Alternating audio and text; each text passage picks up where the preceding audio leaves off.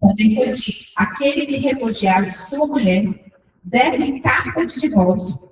Eu, porém, vos digo, qualquer que repudiar sua mulher, exceto em caso de relações sexuais ilícitas, a expõe a tornar-se adulta. E aquele que casar com a repudiada comete adultério. Nós não vamos trabalhar o versículo 31 e 32 hoje, porque a gente vai fechar, né, o 27 a 30, que é a parte do adultério. Na semana passada, nós falamos um pouco sobre, né, adultério, vou fazer um resumo bem rapidinho aqui para vocês, né? Quando nós pensamos sobre adultério nessa passagem de Mateus 5, a gente colocou o de Êxodo 24, que é também a parte dos mandamentos, que era não cometer adultério, não cometa adultério. Então, a lei mosaica enfatizava, não cometa adultério. Está escrito, né? Ponto. Mas, Jesus, lá no Novo Testamento, naquele momento exato de Mateus 5, ele trata com os seus discípulos a respeito de não cometer adultério. Então, ele lá, não cometa adultério. E ele queria, como nós falamos, aprofundar com os seus discípulos a respeito de um assunto que estava sendo tratado de uma forma superficial, né? Mas pelo contato, se houvesse o contato, se houvesse, né, a consumação do ato, aí sim era considerado adultério. Mas Jesus chama a atenção dos discípulos e diz, não, eu digo mais, não é só cometer o ato, mas se olhar para uma mulher com a intenção impura, já cometeu adultério. Então, o adultério é um dos pecados mais antigos mencionados na Bíblia, e a primeira coisa de Deus seria deitar-se com a mulher do seu próximo, né? Porque a gente viu em alguns pontos que, se um homem casado deitasse com uma mulher solteira ou noiva, não era considerado adultério, era fornicação, desonra. Mas, se uma mulher, né, cometesse adultério, ou deitasse com um homem, seria adultério. Então, havia dois pesos e duas medidas. Né? O homem, com mulher solteira ou noiva, desonra ou fornicação. Mas se fosse a mulher, seria adultério. Né? Que era considerado pena de morte. Pegou ou morreu. Então, para os judeus, para Jesus, isso era uma coisa. Mas ele queria abordar uma outra. E lá no fundo do coração. Os judeus estavam tratando de um ponto superficial, falando, cometeu o ato, adultério. Não cometeu o ato, não adultério. Tá? E o que a gente colocou também na semana passada? Né? Na lei mosaica, a relação sexual de um homem com a esposa de outro homem. Então, isso seria adultério. Era meio que tomar a esposa do outro. Se um homem casado tivesse relação sexual com outra mulher, com mulher casada, né? Isso era adultério, porque a mulher era casada, estava tomando a esposa do outro. Mas era, né, tratado de uma forma bem diferente. O foco estava na violação do casamento de outro homem, isto é, tomar a mulher do próximo. Mas, Êxodo 20:14, Deuteronômio 5 está lá dizer, não cometa adultério. Jesus queria entrar no nosso ponto, mostrar, aprofundar, para falar, vocês precisam mudar.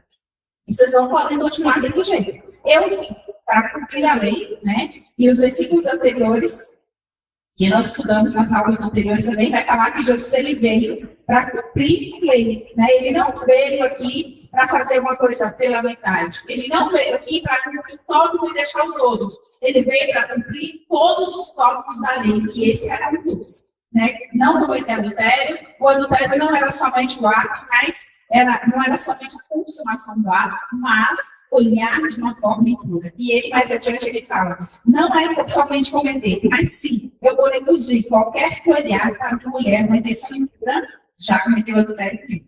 Vou avançar um pouquinho, porque nós falamos sobre, né, esse assunto que estudamos na aula passada. Eu coloquei também, nós tratamos sobre isso, que entre adulterar e divorciar, existe o tópico do casamento. Então, era preciso casar, estar casado, estar aliançado para cometer adultério e para divorciar. Então, por isso, nós falamos também um pouco sobre o que era casamento, e a gente viu que Deus ele instituiu o casamento no Jardim do Éden, lemos esses versículos, né, da instituição do casamento. Deus chama o casamento de aliança. Então, o casamento realmente é um compromisso de Deus, do homem com uma mulher, mas também é um reflexo da relação de Deus com a sua igreja, de Jesus com a igreja. E era isso que Jesus estava tentando mostrar para as pessoas, para os discípulos e para nós hoje na atualidade. Quando eu disse que a Bíblia ela é temporal, ela não está presa ao tempo, os anos se passaram, mas ela continua sendo a mesma.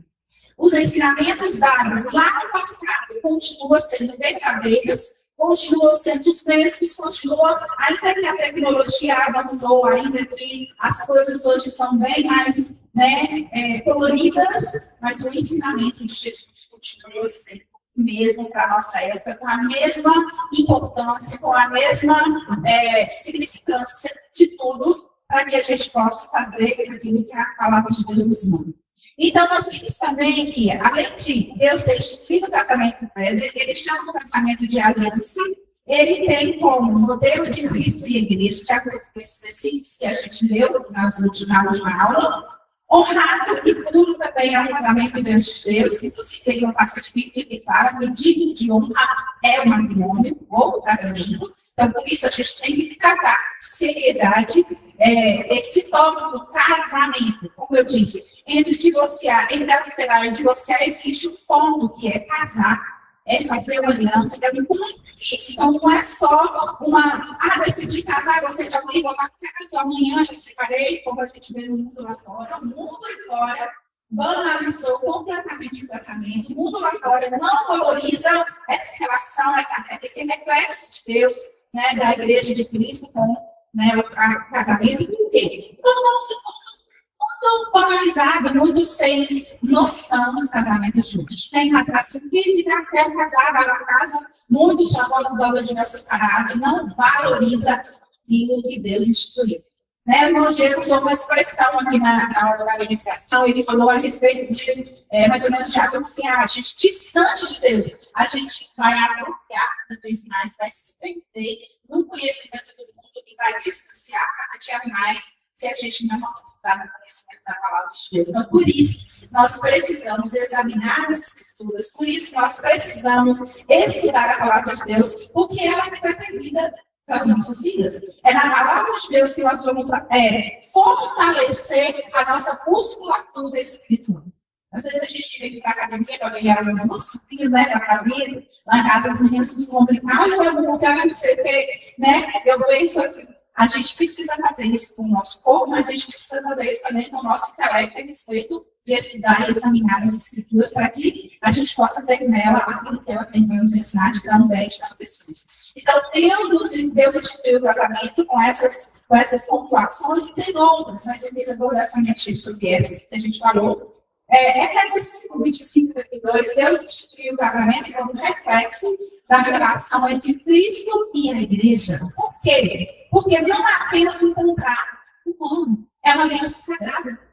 Quando eu decido relacionar com alguém através do casamento, eu estou fazendo uma aliança com aquela pessoa, mas também com Deus, é um compromisso diante de Deus. E é isso que precisa ser tratado com responsabilidade. É isso que precisa ser cuidado com amor. É isso que a gente precisa pensar. Não, eu não estou para brincar de casamento. Eu não estou aqui para brincar de ser esposa, eu não estou aqui para brincar de ser esposo. Eu estou aqui porque eu assumi um compromisso. Então, os jovens e adolescentes que estão aqui, que não são casados, e pretendem se casar, né? Vocês que ainda não tiveram um compromisso de casamento, saiba que quando vocês decidirem se casar, vocês estarão fazendo uma aliança com uma pessoa, mas também uma aliança diante de Deus. Então, pense, olhem, analise, estudem, avaliem a pessoa com quem vocês vão desenvolver um relacionamento, porque é com essa pessoa que vocês vão mostrar para o mundo que Jesus é o Senhor. Tá? Porque se o casamento é um reflexo da relação entre Cristo e a igreja, nós precisamos viver um relacionamento conjugal santo. Um relacionamento conjugal que vai expressar o amor de Cristo para a igreja. E a gente vê lá no livro de Efésios que como que é o relacionamento de um homem com mulher e de uma mulher com homem? É um relacionamento santo. E ele diz lá que deve ser digno de honra, é o matrimônio. Também ele diz lá que o homem abençoado, o homem, o varão, ele deve honrar a sua esposa, e a esposa deve honrar o marido, respeitando, tratando com carinho, e não tratando com amor e respeito, porque vocês têm uma aliança com uma pessoa, mas é uma aliança sagrada, é uma aliança diante de Deus, né?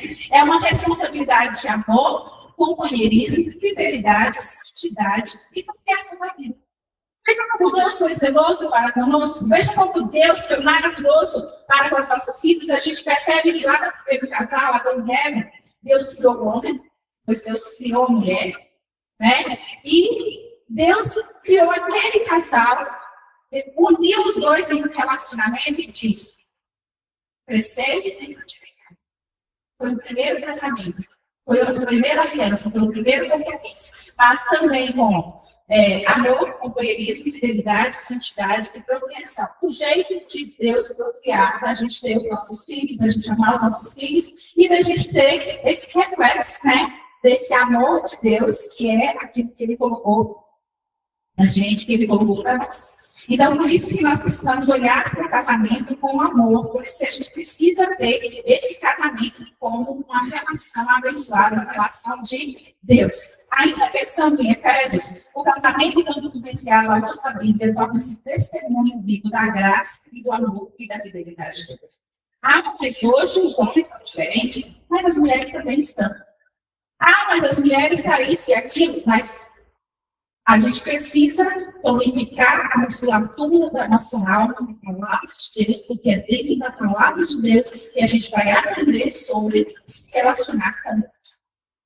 Eu li umas 3 vezes na época, depois eu li de novo, chama-se Como Entender as Pessoas, Como Compreender as Pessoas.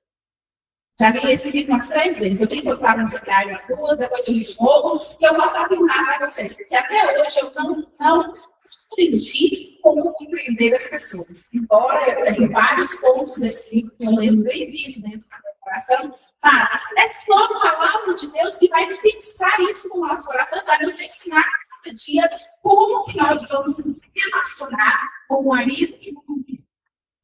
Outro ponto interessante e necessário. Queridos, são 2 matrizes tentando morar debaixo do mesmo teto. São 2 pessoas totalmente diferentes que decidiram andar juntas no mesmo caminho. E então, isso tem que haver muito diálogo, isso tem que haver muita busca de Deus, isso tem que haver muita sabedoria, porque se a gente não tiver amparado pelo conhecimento da palavra de Deus, nós matamos os outros. Por que tem muita hoje feminicídio, homicídio, né? Mulher mata homem, homem mata mulher? Falta de conhecimento da palavra de Deus, falta de vivência cristã, falta de palavra de Deus. E é por isso que a gente precisa estar atento a esses ensinamentos, porque o casamento não é uma aliança sagrada. E a gente precisa valorizar. Não estou aqui fazendo apologia a ninguém que vê com ninguém, que apanha, que faz isso, que faz aquilo, porque casamento também é talvez. E a gente vai falar sobre isso também. Então, cada um precisa cumprir o seu papel. Porque se você não estiver cumprindo o papel, né? Se o marido não está cumprindo o papel dele, se a esposa não está cumprindo o papel dela, então não tem relacionamento, não tem uma aliança. Porque a aliança é compromisso. A aliança é fidelidade. A aliança é amor. A aliança é cuidado. Se um não cumpre o papel, então está tendo alguma coisa e a gente precisa trazer para a Bíblia. Porque a Bíblia tem todas as informações que a gente precisa para que a gente possa viver um relacionamento dentro da vontade de Deus. O casamento é uma relação, é um reflexo, é um espelho daquilo que Deus tem com os seus. Quando nós nos relacionamos com Deus e com a pessoa, o nosso relacionamento conjugal, com clareza, nós transmitimos para as outras gerações, para os nossos filhos, que o casamento é bom. A gente não precisa dizer que o casamento é bom, a gente precisa viver um bom casamento. Porque, queridos, não existe casamento perfeito, existe um casamento muito simples. Eu posso dizer para vocês, eu não preciso para vocês que o casamento é perfeito, porque não é. Não veja eu, o pastor Geraldo, conversando, brincando, rindo, as nossas são, né, diga assim, maravilha, e vivemos na glória de Deus. Temos um relacionamento com a glória de Deus, mas tem dias que a gente tem lá as nossas situações, né? Bom Diego, aí, a pastora Carla, você acha que eu preciso pedir mais de voz todos os dias? Não. Sabe por quê? Porque são seres humanos, queridos, então olham para nós, né? Nós dois, né? Eu e ele, e o pastor Geraldo, a pessoa da casa, e família é perfeito. Nós não somos perfeitos. Né? Não se limita, está orgulhoso, né? Que gracinha desses dois. A gente tem um dia que eles têm uma coisa lá que não dá, né? Mas eles sentam, eles conversam, e nem por isso eles deixam de ser reflexo do amor de Deus. Casamento é amor, casamento é fidelidade, casamento é companheirismo, casamento é sabedoria. E nós somos reflexos a quem? Para os nossos filhos, para os filhos dos nossos amigos, para os nossos colegas e etc. E é isso que a gente precisa transmitir com relação à palavra de Deus de casamento. Mas o que Jesus vai para o segundo ponto, que aqui a gente realmente vai entrar na nossa aula de hoje. Ele fala, Mateus 5:28, eu, porém, vos digo, todo o que olhar para uma mulher com intenção de cura já cometeu adultério com ela no seu coração. Olha que doido. Os judeus estavam lá vivendo a vidinha tranquila deles, não pode cometer adultério, não pode fazer isso, não pode fazer aquilo, julgo, legalismo, colocando a religiosidade sobre o povo, né? Porque para o povo eles não podiam fazer isso se a mulher dependesse de morrer.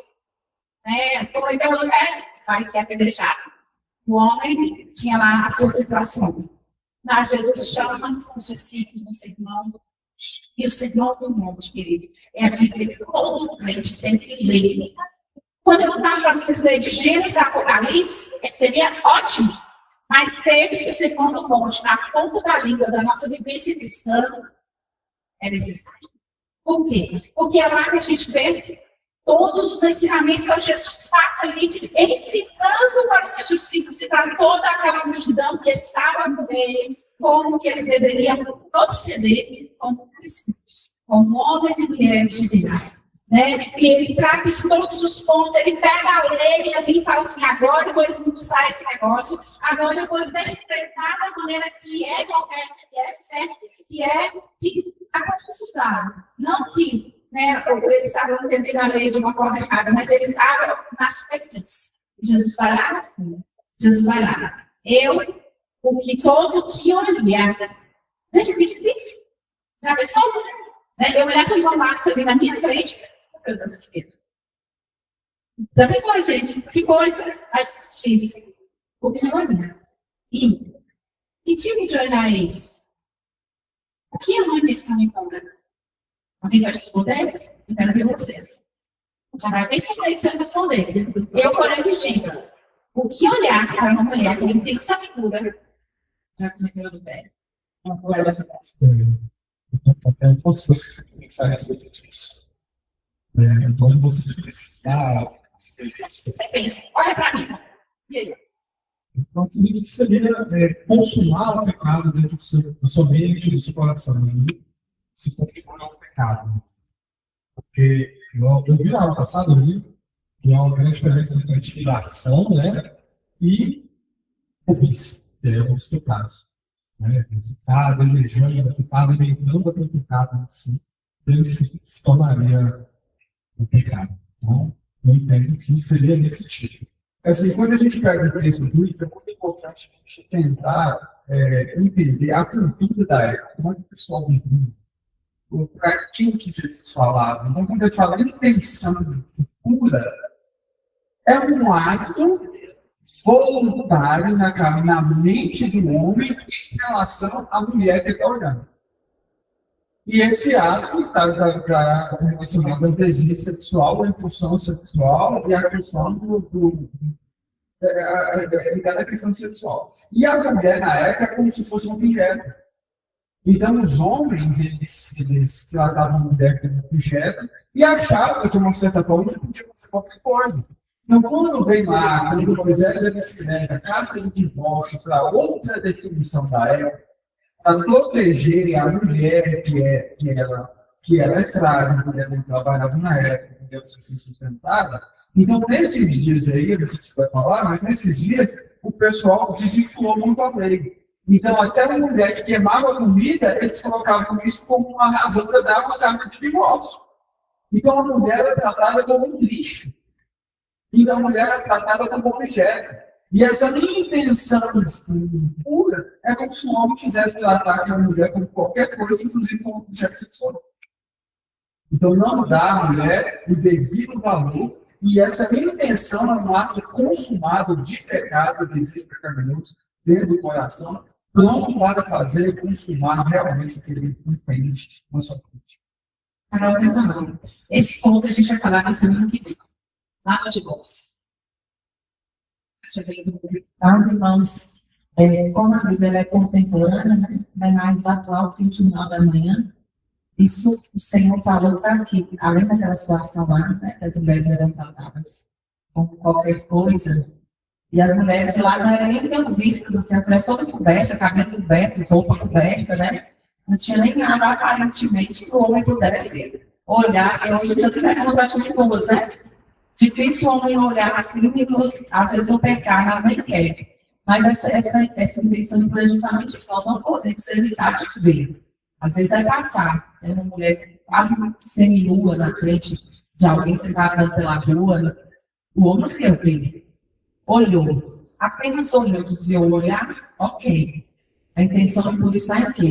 Olhar mais uma vez, desejar, sentir vontade de estar pulsado aquilo, de ter algo a mais com aquela mulher, independente de ser solteiro ou ser casado, o homem, essa intenção de por agora é para todos, não é só para quem é casado.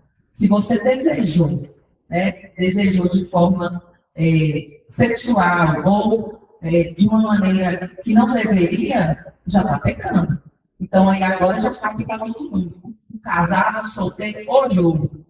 Já teve aquela cobiça, aquele desejo. Está pecando, porque você não pode, a sua esposa, você não casou, você não tem nem que você não é casado, você seja, piorou, né? Então, é justamente essa questão desse desejo, dessa lascívia, de olhar, porque vê todo mundo vai ver, ninguém segue, passa uma bonita, passa uma mulher bonita, admirar é coisa normal, só não está nada. Agora, você já olhar e aprofundar o seu olhar e já sentir no seu coração desejo além na sua mente, já deixou produzir. E aí, se você deixa de desejo no seu coração, o pecado vai se instalar. Porque você teve a oportunidade de olhar e não olhar mais. Está arrependido, Deus me ajuda, porque eu não quero. Mas às vezes, gente, e vai criando coisa na cabeça do pecado, tá? Isso, nós precisamos frear, refrear os nossos desejos. Porque se a gente fosse ceder às nossas vontades, tá bom. Gente, uma coisa que a gente tem que entender, se você não demonstra, antes acabamos dessa cabeça. A verba, quando ele começa, não adulterará sequer os mandamentos. Só que para entender que ele tem um contexto maior. E, a partir do contexto maior, a gente interpreta as partes. O erro dos religiosos da época, que são chamados legalistas, eles olhavam a lei letra por letra, não adulterarás. E aí, eles iam interpretando letra por letra, e se eles não cometeram o ato, para eles não estavam adulterando. Mas existe uma expressão, até no jurídico prático, que é o espírito da lei. Todo mundo já ouviu falar sobre o espírito da lei? Nunca ouviu falar? O que é o espírito da lei? Eu vou precisar aqui. O espírito existe, antes de escrever uma lei, você tinha uma vontade, né? Ou seja, eu fiz essa lei para proteger a pessoa disso. Então, eu fiz uma lei lá, da criança, da adolescente, que é a lei escrita. Só que tem uma intenção por trás. Eu estou fazendo isso para que as crianças sejam protegidas. A pessoa escreveu que queria alguma coisa. E Deus é o legislador, certo? Então, o espírito da lei é a vontade e o objetivo do legislador quando ele escreveu. Certo? Então, não dá para pegar o toque da lei e interpretar. Porque no mesmo verso da lei que fala não adulterarás, ele fala não cobiçarás a mulher de seu Deus. Então, quando você olhar ali, sempre Deus não queria a cobiça. Eles interpretaram errado, porque eles estão pegando ponto por ponto, letra por letra, mas eles não se imaginavam com o espírito da lei. Ou seja, qual é a vontade de Deus quando ele falou isso aqui? E quando a gente vai para esse tópico, respeitando o espírito da lei, nós conseguimos ampliar o que aquela lei significa. A gente consegue que é o que Jesus está fazendo. Jesus ele pegou e, na verdade, ele está trazendo novas coisas. Na verdade, a pessoa não interpretação correta, porque é baseada no todo. Por isso que Paulo vai falar, né, que a letra mata, mas o espírito verifica, nesse sentido. Não porque a lei era ruim, porque a lei que escreveu foi Deus. Só que quando a pessoa pega na letra, vai matar. Só que quando ela pega o espírito da lei, que nós só conseguimos entender a partir da discussão, tem tudo isso também, né? Mas a gente tem que pensar qual é a intenção de Deus que traz na lei, não na graça. E a gente pode conectar com lá, não começará a colocar a mesma coisa. Aqui no mesmo pacote de leis. Entendeu? Então, não só nisso, né, gente? Em todo o Sermão do Monte, nós temos que entender qual é a vontade de Deus, qual é o objetivo de Deus quando falou isso. Para que a gente realmente o espírito da lei. Entendeu? Porque escreveu a lei é uma coisa. Não escreveu só para escrever. Só para a gente ficar seguindo. Não escreveu para receber. Escreveu algo que ia mudar na humanidade. Tanto Deus vive o processo da vez, como Jesus entregando o sermão do monte. Então, que tipo de olhar é esse? E qual era a intenção? A gente pensa, né, no verbo, depois. Significa olhar, não é apenas ver, mas olhar como desejo, como cobiçar, como o Diego disse, como o Harold disse. Então, olhar com cobiça. Não é apenas olhar, eu posso olhar para todos os homens aqui da igreja, os homens da igreja podem olhar com cobiça, nenhuma problema. Mas é um olhar sem desejo, é um olhar sem cobiça. É um olhar e admirar, achar bonito, achar bonito, gosto de mulher bonita, mas sem cobiçar. Primeiro ponto, a intenção que estava no coração deles, a intenção que estava no coração do outro lá, que cobiçava, isso era o problema. Jesus queria abordar sobre isso. E quando Jesus olha para esse povo, para aquela situação, para aquela época, ele pontua a questão de não cobiçar a mulher do outro. Como o Carol bem disse, as mulheres andavam quase que 100% cobertas. Não tinham essas roupas coladinhas que tem hoje, esse jeito, o corpo 90% de fora, 10% de coberto, e o resto tudo aí à mostra, mas existia uma situação de diferente, de cobiçar mesmo, de olhar para aquela pessoa, de desejar aquela mulher, e não era porque estava vendo alguma coisa, não. Era por coisa do coração mesmo, Era a situação que acontecia dentro do próprio coração, e olhar com a intenção impura é aquela que tem princípios errados. Qual é a intenção? Qual é o princípio errado de você olhar para uma pessoa e cometer adultério no seu coração? É um olhar que não é acidental. É um olhar que você olha para a pessoa, olha de novo e deseja e quer trazer para sua casa. Lembra que eu usei essa questão na semana passada? Eu tive muitas pessoas lá, entra lá em casa, olha para o marido de alguém e fala, entra em casa. Entra aqui homem bonito, entra aqui mulher bonita, entra aqui alguém. Gente, achar um homem bonito, achar uma mulher bonita não é pecado. Agora, você desejar aquele homem, aquela mulher para você, isso sim é pecado. Quando você olha para uma mulher casada e deseja aquela mulher na sua cama, você já cometeu adultério. Você já pecou.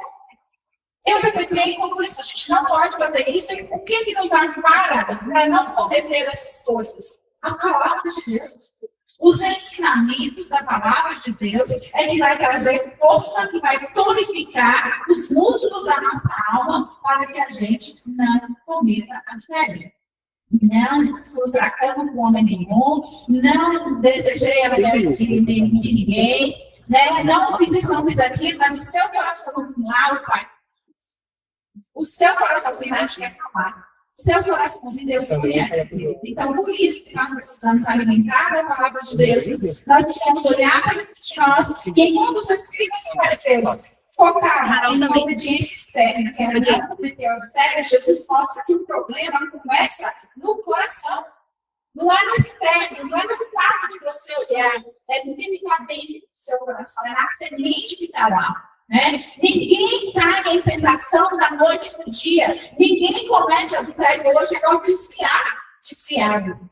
A pessoa deixou de vir na igreja, e aí abriu um parênteses e você fala assim, fulano desviou. Fulano desviou quando ela deixou de vir para a igreja. Fulano desviou de um monte de vezes, de um monte de situações que foram acontecendo ao longo dos dias, até o dia que consumou nela sair da igreja. mas ela já estava desviada mesmo dentro da igreja. Né? O que é o adultério? A consumação do ato. Jesus estava dizendo, o adultério não é só a consumação do ato. O adultério é no coração, é no passo a passo, é no dia a dia. É aquela semente que foi lançada pelo diabo, que você ouviu e deixou descer para o coração. A gente usa muita expressão descer para o coração. Ouvimos as coisas, falamos as coisas, mas não deixa descer para o coração. Porque a palavra também diz, eu não lembro agora onde, acho que eu vou falar sobre mais tarde, mas quando desce para o coração, é de lá que vem as saídas da vida. É do coração que procede as saídas da vida. É do coração que a gente toma as atitudes. É através do coração que a gente ganha o nosso poder fazer as coisas. Então, o ato falar. E não precisa ser cometido por ninguém. Fala, Nath, por favor. Nós estamos falando aqui sobre o versículo que fala olhar com a intenção impura. E aí, a gente está falando que o Sermão do Monte foi escrito em um contexto para as pessoas entenderem, né? Ele foi escrito na língua do grego, né? Depois foi traduzido posteriormente para o aramaico, mas a língua original dele é grego. E eu pesquisei aqui sobre o termo que é usado quando fala sobre intenção impura, e esse termo, ele aparece outras vezes na Bíblia, quando, em algumas situações, por exemplo, naquela parábola que fala sobre o filho pródigo, que o filho desejou muito comer a comida dos porcos, é o mesmo termo que é usado quando Jesus fala sobre a intenção impura, né? Ali. É a mesma palavra. Em outra situação, quando fala sobre a parábola do rico e do Lázaro, que o Lázaro está vendo, e que o rico está comendo, enquanto eles estão zoando ele deseja comer aquela comida. Então, é o mesmo termo que é usado. E, posteriormente, Jesus, antes de ser crucificado, ele fala assim, eu quero comer a Páscoa com vocês. Então, ele também usa esse termo, que ele deseja comer a Páscoa. É o mesmo termo. Então, a gente entende aqui, a gente viu falando sobre comida, a gente viu falando sobre isso aqui. Lá no Apocalipse, esse termo é usado para falar que as pessoas procuram Deus e não acham, e aí elas desejam morrer. É o mesmo termo. Então, a gente entende que esse termo, ele expressa um desejo que vem posterior a uma falta que já existe. Então, você vai olhar para uma intenção impura se já existia uma falta no seu relacionamento. Se você zela pelo seu relacionamento a ponto de não deixar ele cair em um lugar estranho, você não vai olhar para outra pessoa e desejar ela, porque não vai faltar nada no seu. Então, se você olha para chegar ao ponto de olhar para outra pessoa e desejar, então é uma coisa que já vem de antes, não vai acontecer do nada.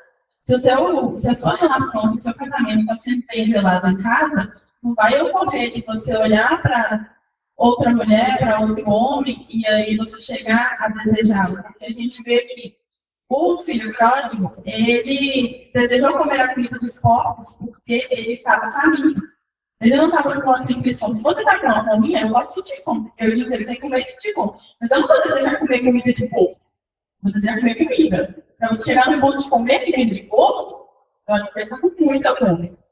Para Jesus, ele já estava pensando que ele ia ser crucificado, que ele ia sofrer. A gente sabe que foi um momento de muito estresse. Daí ele pensa, mas antes eu quero pelo menos comer com vocês, que são meus amigos, que, né, de alguma forma representam alguma coisa reconfortante para mim. Então, essa falta, você tem que chegar num ponto muito intenso de falta para usar essa palavra.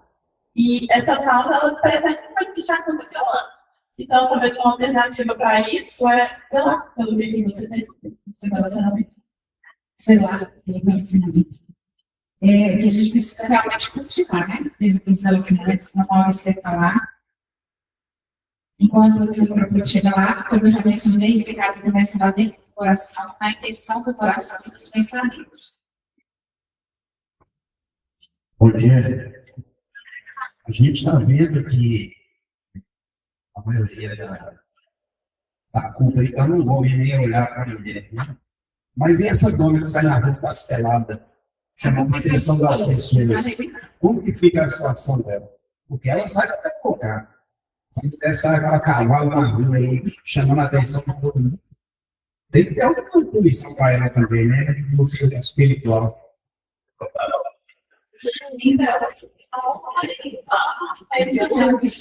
Mas, quando ele estava mostrando, né, que Jesus vai lá tratar a hipocrisia dos fariseus, ele estava ensinando para os discípulos, né?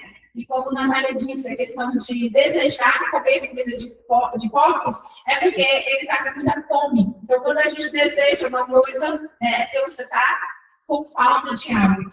E quando o homem, né, o homem cristão, pensando na sua palavra, uma vez, quando o homem crente aparece, vê uma mulher, uma cavalo na rua, como também se pensava nada, né, 100%, não, 10% vestida, ele nem, se ele tiver parado com a palavra de Deus, ele vai saber, está errado, não é para mim, não vou olhar.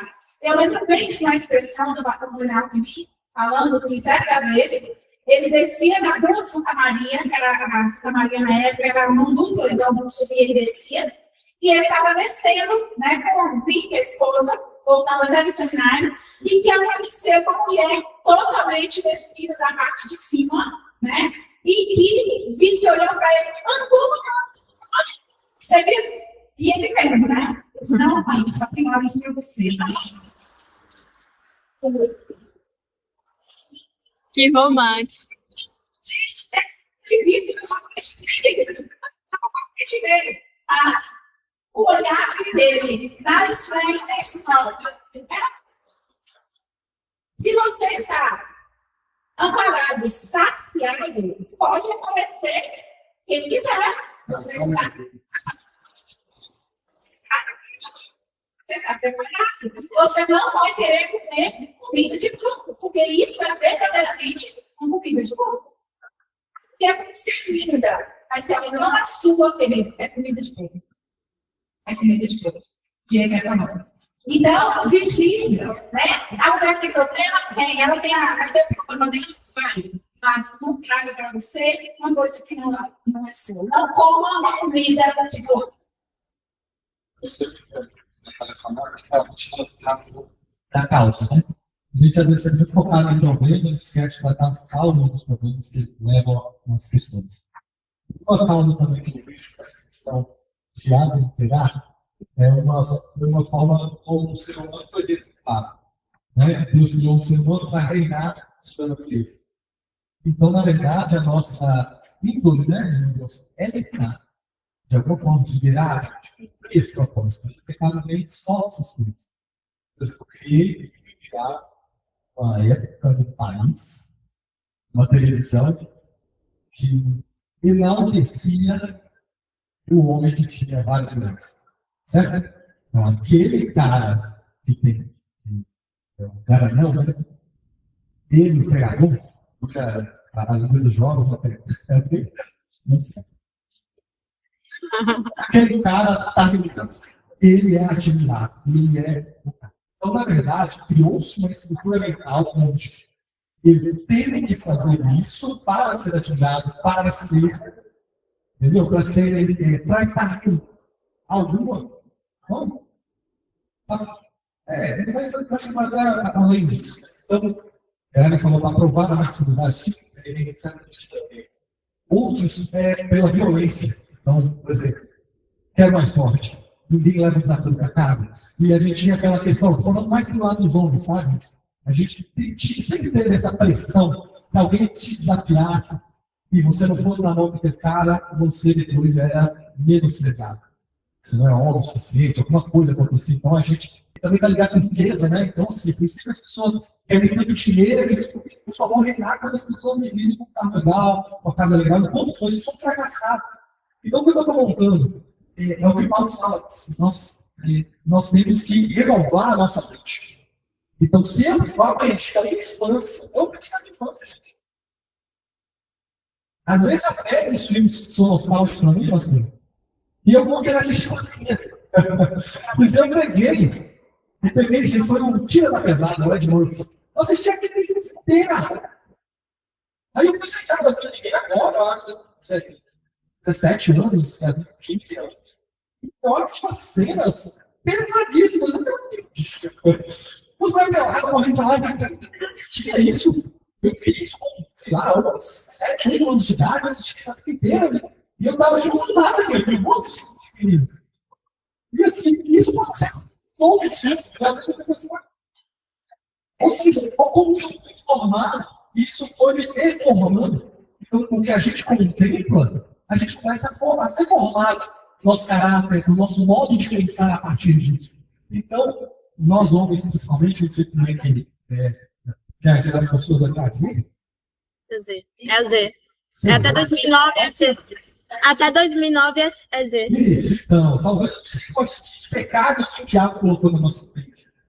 Muitos de nós, da geração dele, que foram os caras, estavam na chuva. Pelada, né? Os discos, as coisas, as mensagens. Então, a gente foi preocupado nessa área só de forma muito pesada, muito na cabeça, né? Então, a gente sofre com isso. Né? Eu estou vendo irmão adota, irmão a gente sofre com esse tipo de coisa. Então, a gente precisa dessa renovação de mente por meio da palavra. Entendeu? Então, eu estou falando de tratamento de causa. A gente tem que começar a mudar o nosso jeito de pensar. Reinar não é ter muitas mulheres. Reinar não é ser ouvido. Não é ser um violento e forte. O que é reinar? Então, a gente precisa começar a transformar isso para a gente começar a viver isso. Porque senão é automático. Entendeu? É automático. Eu vou sempre entender ao que está internamente ligado ao que eu acredito que é o meu propósito. É reinar. Isso é mais uma coisa, somar ao que Nath falou, existem outras causas. Mas vamos tratar a causa. Jesus está tratando a causa aqui, não só o problema. Quando ele olha para dentro dos homens, ele deixou de tratar o problema do adultério, mas começou a tratar a causa do adultério. Foi o que nós falamos nas aulas dele, né? O olho por olho, dente por dente. A gente tem ideia, não é simplesmente equiparar as coisas, mas é para cessar a violência. A violência foi muito mais do que o outro. Vai falar, bate, dá um soco, dá 3 socos. Aí vai ficar 5 socos. E a coisa é caiu da violência. Então, Deus colocou uma lei ali. A intenção era cessar a violência. Jesus expõe a hipocrisia religiosa da época e mostra a profundidade da lei. Então, ele vai além daquilo que eles estavam ensinando e ele expõe a necessidade de interpretação aceitável, da interpretação correta daquilo que estava sendo ensinado, né, na sua época, e ele chama a atenção para aquilo que vai além da letra. Né? Primeiro, a gente vai dizer que a letra mata. Então, nós não precisamos. Ele queria chamar a atenção dos seus amigos, dos seus discípulos, né, assim que ele chamava, os discípulos, que a letra mata. E ele queria mostrar para ele que havia uma situação que precisava existir, que era a pureza moral. Olhar para a pureza não é pecado, mas olhar para a intenção impura, isso é um pecado comum. E ela é interpretada pelos, os historiadores, ela é interpretada pelos escribas e fariseus, de que consumar o ato é pecado, só consumar o ato. Olhar e taraná, desejar não é pecado, mas Jesus mostra não. A lei correta é isso. A maneira certa de interpretar a lei é vir de dentro. Então, uma coisa que a gente falou lá em casa, a gente mencionou muito essa fala, essa semana, a respeito de tratar o problema de dentro para fora. Às vezes a gente tenta tratar na aparência, na superfície, né? Tenta tratar, como o irmão Diego disse, aquela situação, tem que tratar a causa. Nós somos forjados de uma maneira, mas hoje nós temos que despir o velho homem, viver para a glória de Deus no novo homem, e para isso, para trazer alguns transtornos e dores que a gente precisa se livrar. Né? Quando a gente vai tratar de uma ferida, falando mesmo, de uma ferida, o que precisa ser feito? Primeiro precisa fazer a higienização do local, primeiro precisa tirar aquela crosta morta, aquele tecido que necrosou, para tirar toda aquela para reconstruir um novo tecido, para que a pele nova possa nascer e ser bela, ser bonita, ser sensível. E percebe-se, quando você machuca, tem um machucado, tem uma necrose lá, você vai limpar aquilo, você vai tirar. E quando a pele nova nasce, a pele fica lisinha, igual a pele de bebê, porque é uma pele pura. É uma pele nova. Então, nós precisamos ter isso dentro do nosso coração, e por isso que a palavra chama para a gente ter pureza moral, trazida de dentro de nós para fora. Porque não adianta a gente viver uma religiosidade, a gente viver uma capa de crente, uma máscara de crente, uma aparência de crente, mas o nosso coração está todo corrompido, o coração está cheio de amargura, o coração está cheio de tristeza, o coração está cheio de dores.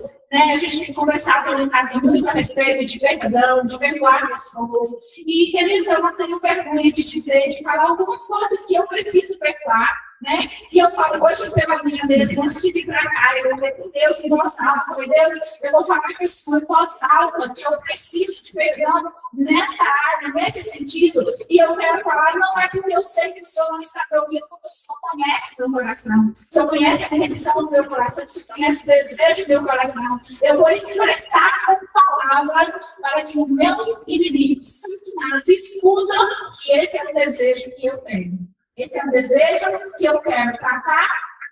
Então, nós precisamos, e Jesus chama os seus discípulos e trata a causa com eles para que, a partir daquele momento, eles começassem a viver a lei na sua integridade, na sua inteireza. Né? Eles começassem a ir além da lei, mas de uma forma acertada, de uma forma corrigida, de uma forma que valia a pena. Então, Jesus ensina que pureza moral não depende apenas do comportamento externo, mas de santidade interior. Pensar naquilo que ninguém vê.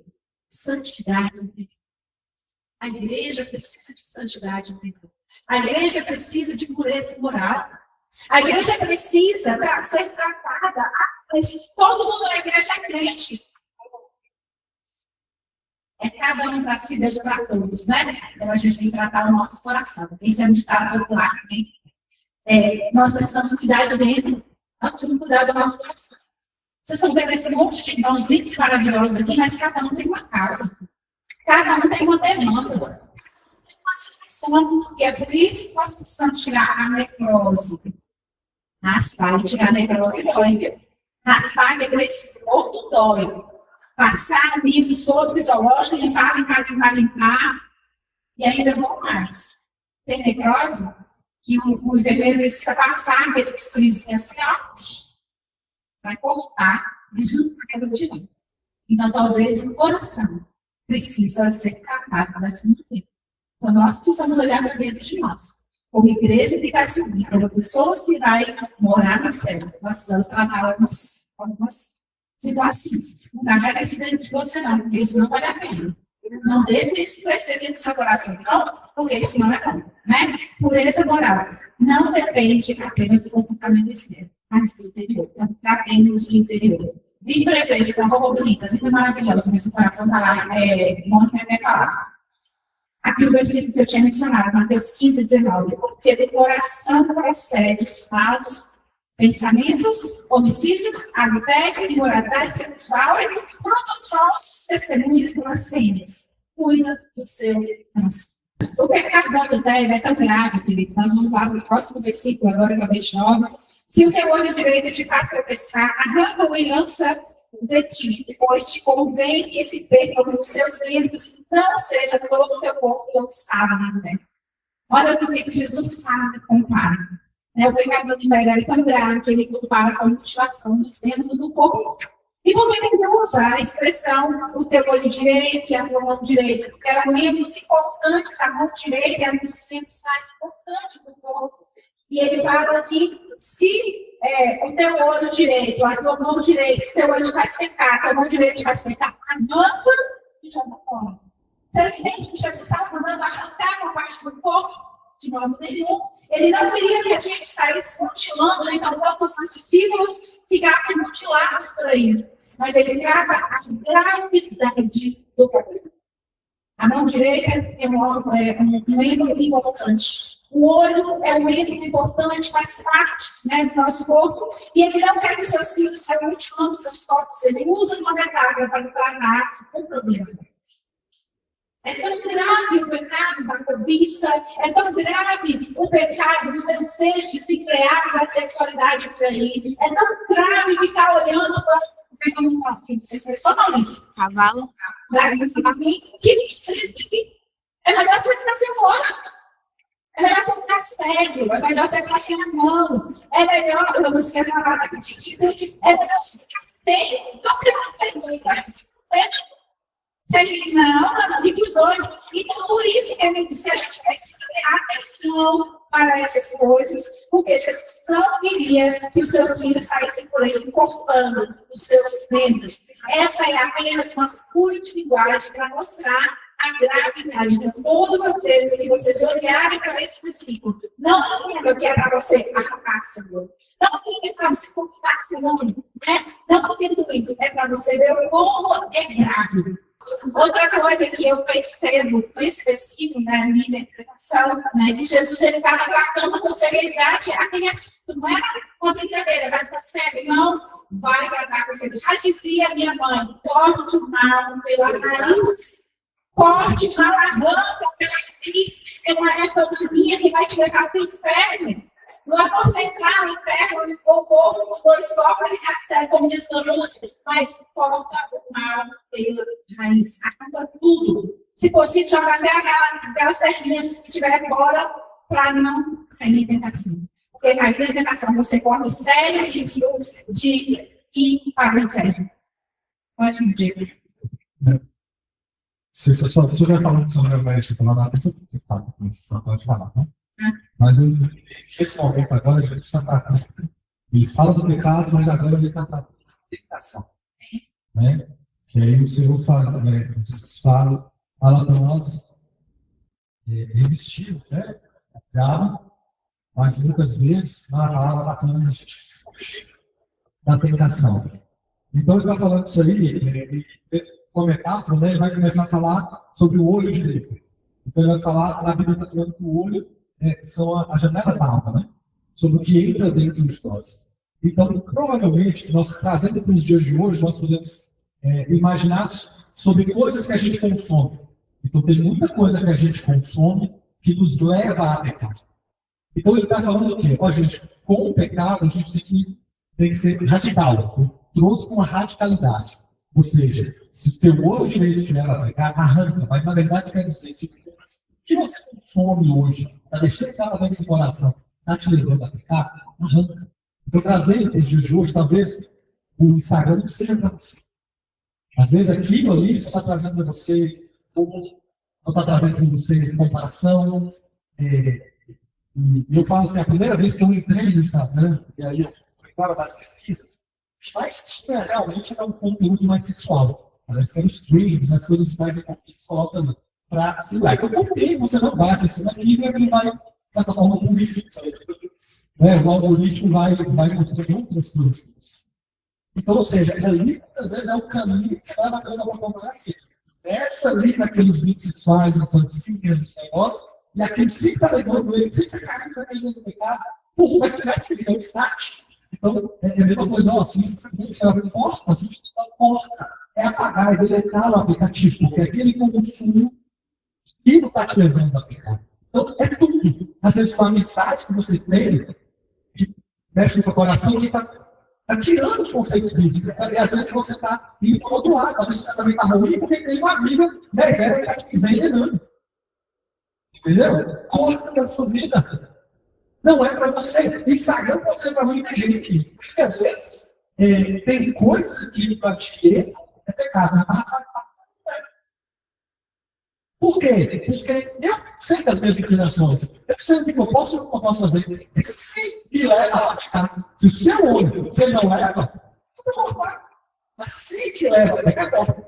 E depois ele fala da mão direita. A mão direita é símbolo da sua habilidade.